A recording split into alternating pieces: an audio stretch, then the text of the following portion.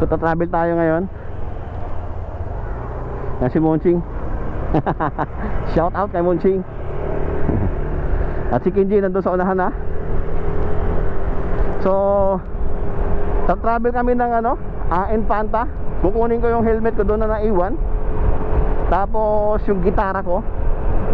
Ayan, so after 2 weeks nalipat na kasi tayo. Ayan, nalipat na kasi tayo guys ng Cardona. So 2 hours o 3 oras ang travel natin mula dito. Yan, shoutout kay Sir Monching and Sir Kenji. Paras naka yan guys, paras naka Honda Click 125. Alright, here we go. Guys, pababa na tayo ng Cardona. Papasok na tayo ng Morong. So dito, pagbaba na dito, dyan sa unahan may triangle. Pakaliwa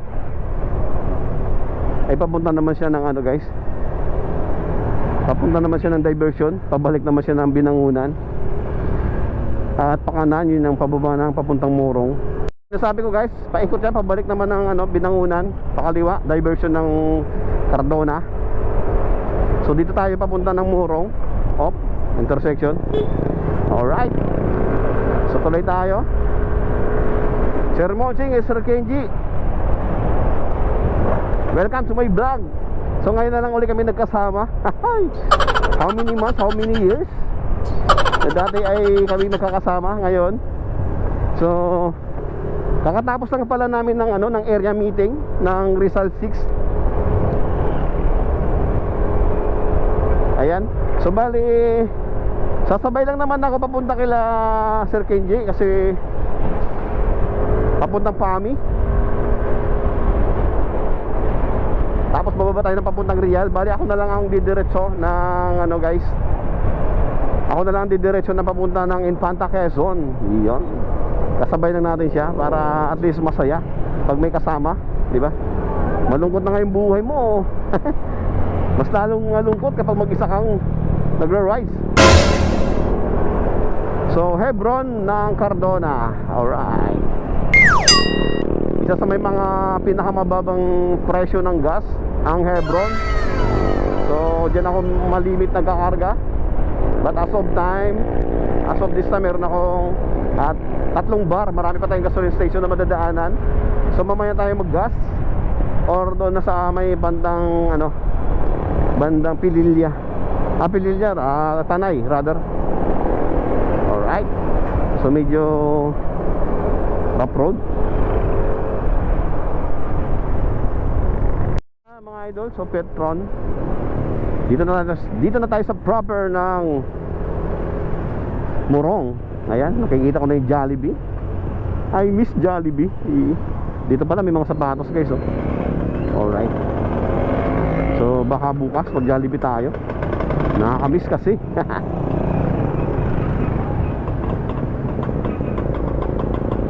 So medyo matraffic dito ngayon So chill ride. Ayan, shout out sa Motor Trade. Hindi na nila inasikaso yung aking application, but don't you worry, I have already approval from other dealer. So trinay ko lang naman dyan sa inyong company kung tayo ba naman ay mapagbigyan nila. So hindi na tayo uwi ng Mindoro. Sa Mindoro kasi may application na tayo doon. At for sure naman at 1 day process lang tayo. Kasi tayo, suki na tayo ng shoutout sa DES o sa DO exam.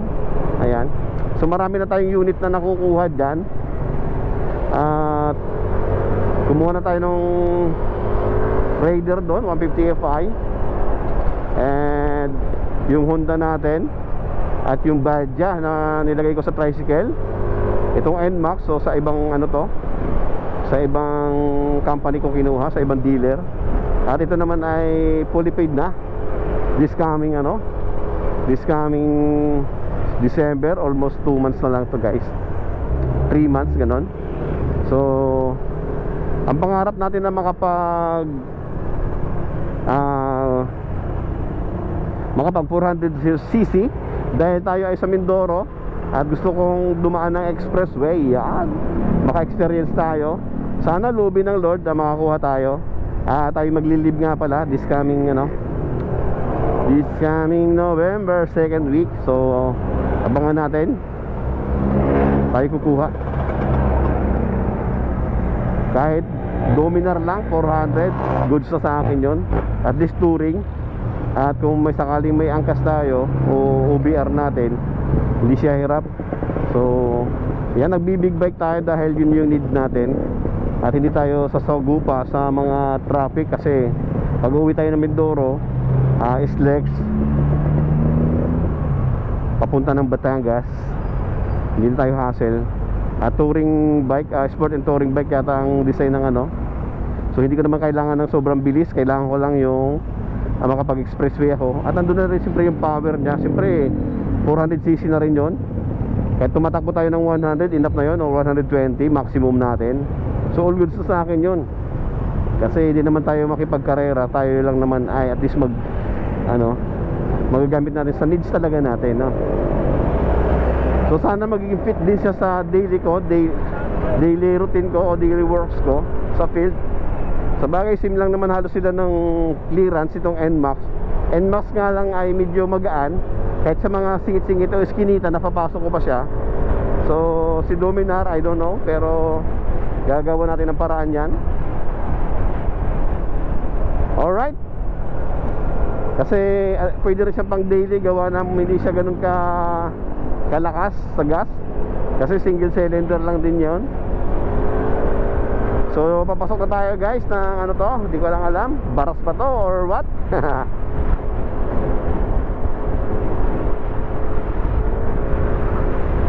Ang direksyon nito ay lusot ng Tanay, tapos diretso tayo na papuntang Pililla, diretso tayo ng Pami, at bababa tayo na papuntang Infanta, doon sa may Red Horse na malaki. Alright, medyo mahangin at medyo makulimlim. Ayos ang biyahe natin na ito mga idol. So still pa rin, kasabay pa rin natin, kasama pa rin natin yung dalawa kong kasamahan sa office, si Sir KG and Zer Monching. Alright, ride tip sa ating tatlo. Alright, later na naman guys. So talaga naman bumi.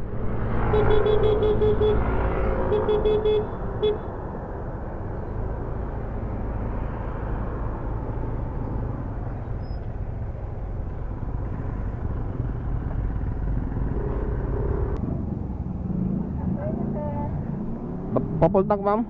Ano pa ikakarga? Green po. Air full tank 230 sir. Yes po.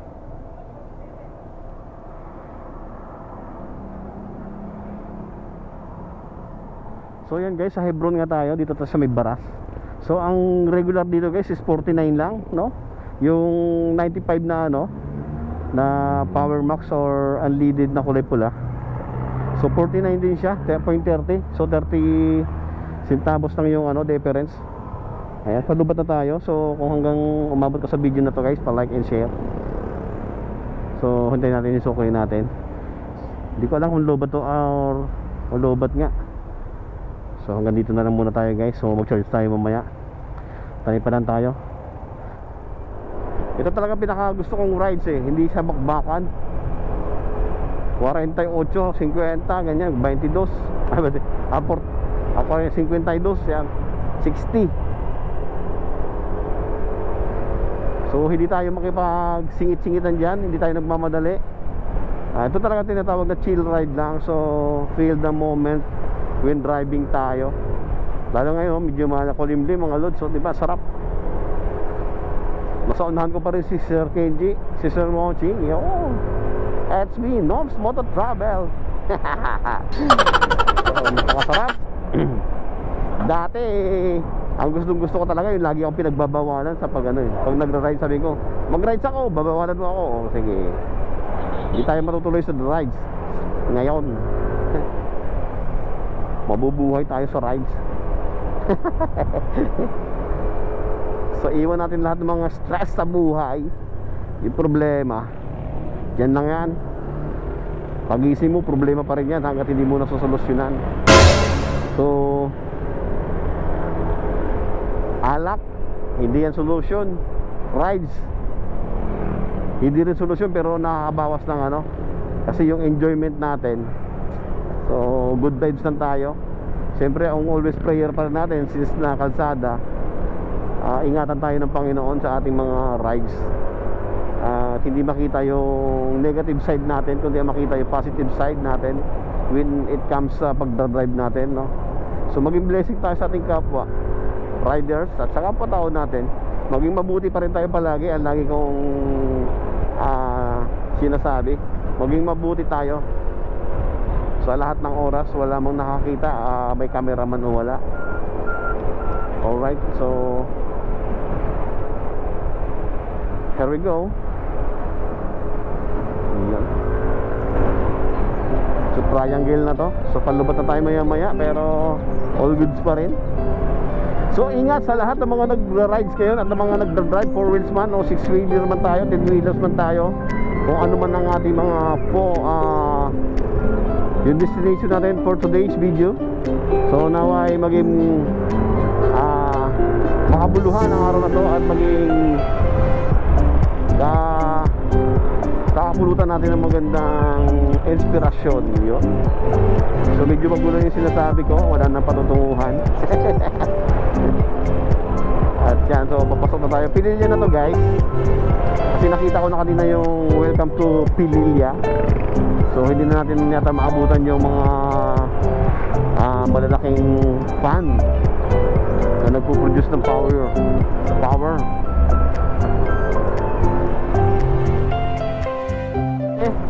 Hey!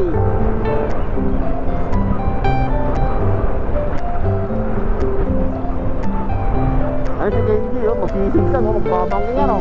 Magbabangking yung dalawa, oh. Babangking yan, oh. Joke lang.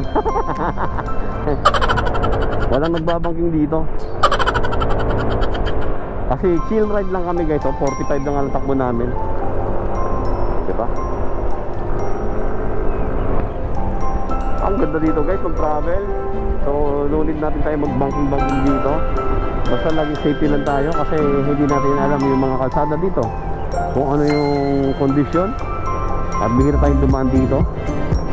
At least kung masadinlian na tayo, malubak, ay mayroon pa tayong chance na makapag-pray, no? Diba?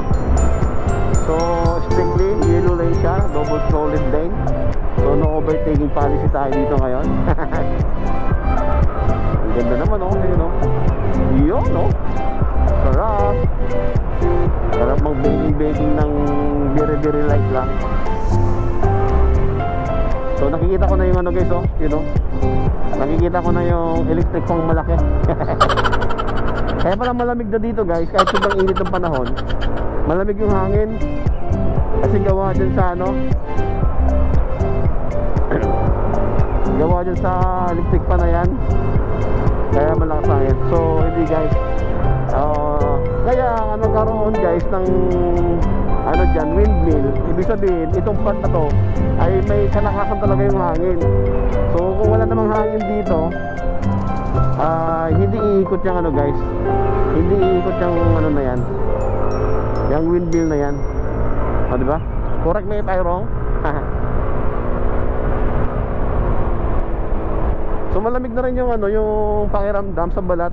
At buti na nga lang at gamit natin para clothing na medyo, ano tawag dito, mesh, o yung may butas-butas, jersey. So tumatagos yung lamig sa ano, sa katawan natin. Although medyo may kunting init, normal kasi ang oras natin alas 2 at tirik na tirik yung araw. So dito guys, ma-enjoy mo yung travel mo. So kung ikaw mag-drive dito, hindi yung racing mode. Chill ride, yan. Masarap din naman siguro mag-racing mode dito, pero for safety generally, so maganda yung rides na ganito. Ito yung gusto ko. Hindi yung pagbitaw ng silinya to, talaga naman sagad kung sagad. So hindi natin pipilitin mag-overtake dyan, kasi no overtaking naman talaga. Yan. So marami tayong kasalubong, marami din tayong kasabay. Ingat sa atin lahat. Alright, once again, it's me, Noms Moto Travel. Pasok muna natin yung pang ano natin, commercial. Inspired by ML. Ito na, pasok.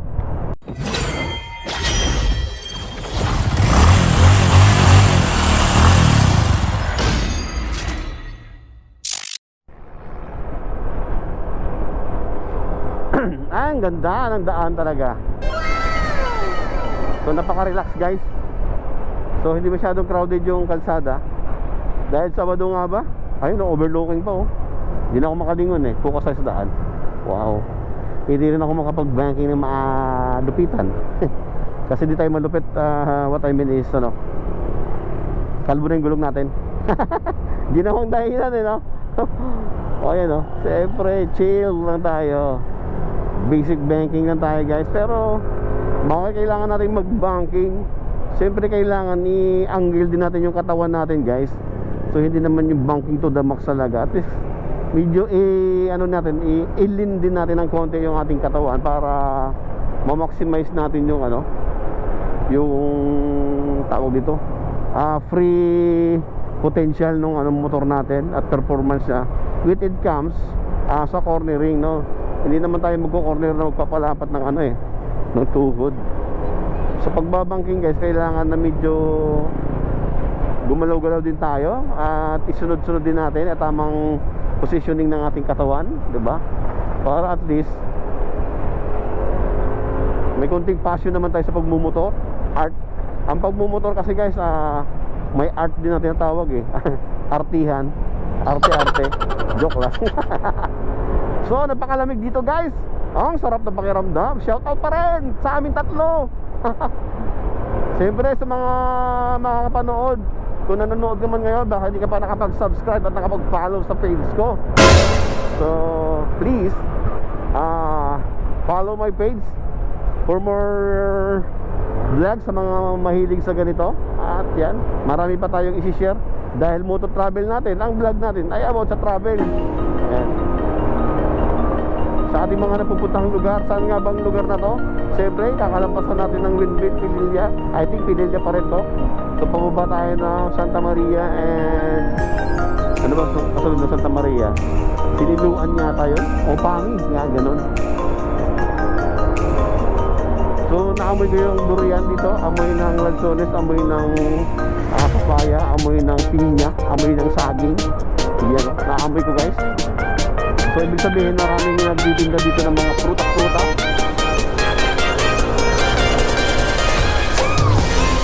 Alright.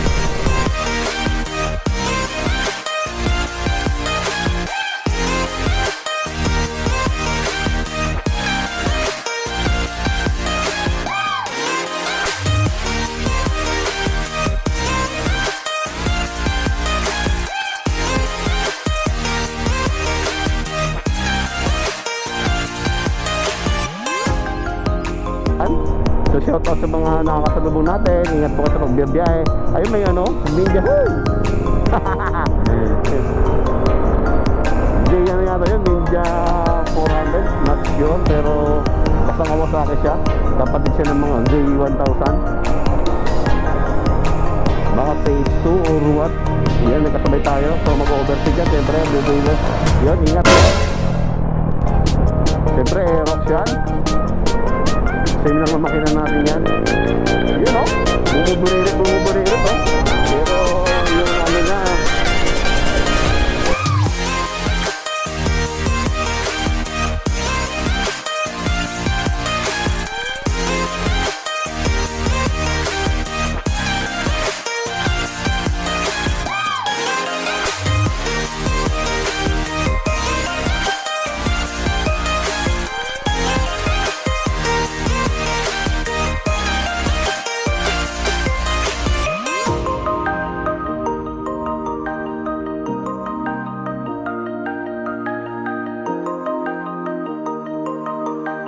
so dito na tayo sa Patag.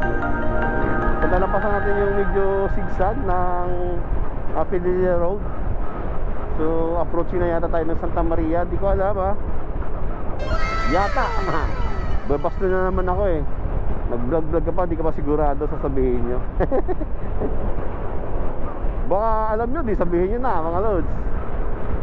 Ito yung binabaha guys eh. Nakikita ko pag malakas yung ulan, grabe binabaha to guys. So may bus sa likod. Kakanan tayo, tabi tayo.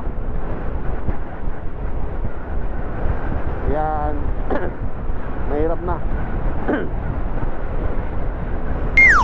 So kung nagbabaririt na naman tayo, ayun o, kita nyo yung bus sa likod. So bantay-bantayan natin yan. Baka mamaya ay mabilis yan. Tayo madali. Yan, yan.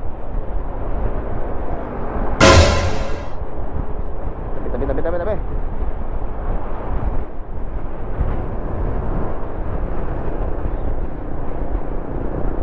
Unahin natin. Sunod-sunod na tayo. Ito na tayo guys oh. Alright. Hindi pa nalulupat yung ating battery guys.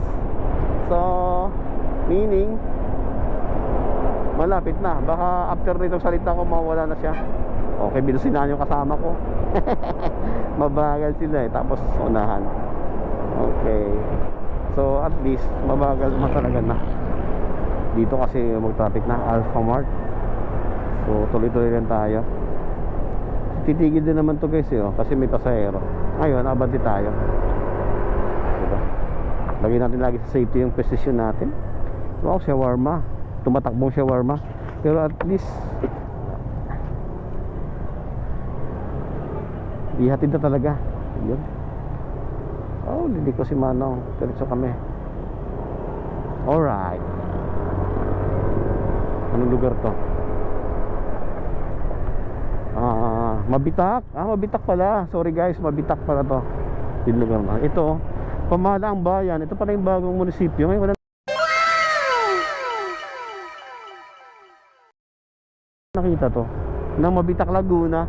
Oy, Laguna na tayo mga idol. Isa pang mahabang pantay. Yan, nakakapuwing. Alright. Up speed kami oh, hanggang 70.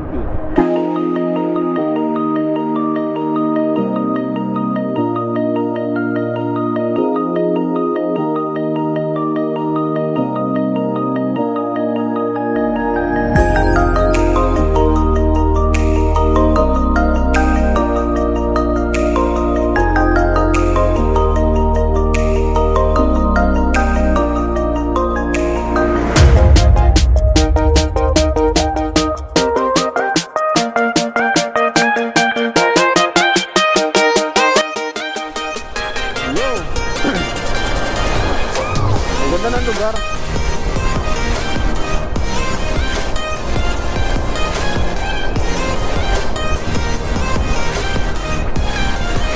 Medyo makulimlim pa mga idol. So alright. So relax tayo.